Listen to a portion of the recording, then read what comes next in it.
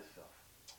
I am a nationally certified school psychologist, and my job is to decide which children goes into special education.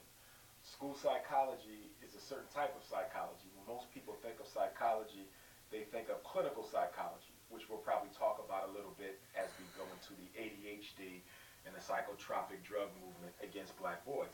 But a school psychologist is unique because we work in the schools. And we don't primarily do therapy, although many of us are trained to. Our job is to decide who has the learning disability, who is retarded, who is emotionally disturbed, who needs special education. So it is special ed law that basically provides a job for school psychologists. And special education has a unique history that grows out of the 1954 Brown versus Board of Education decision. In 1954, when the Supreme Court said that race no longer could be used as a factor in education, white supremacy had to come up with a new strategy to resegregate black from white. So 21 years later, special education was born in 1975.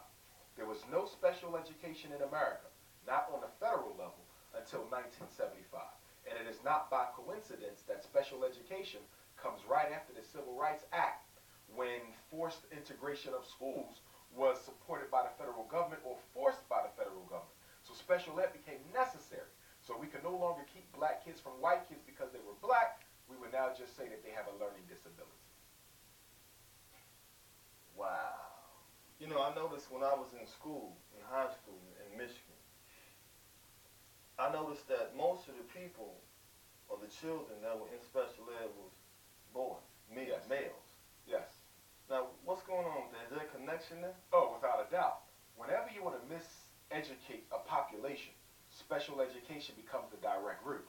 And there's no population in America that is as marginalized as the black boy or the black male. And in fact, in my position, there are basically 5 stages of extermination that this society has developed to deal effectively with black men. The first stage is miseducation, the school itself. Without miseducation, there's no such thing as jail. Without miseducation, there's no such thing as economic castration. Without miseducation, there is no wholesale homicide.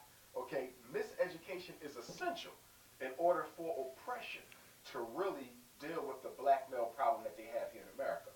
Miseducation has 3 primary components. Number 1, to teach the black boy to hate himself. Number 2, to teach the black boy to love white people. And number 3, to effeminize and, if possible, homosexualize the black boy. Those are the 3 main goals of education.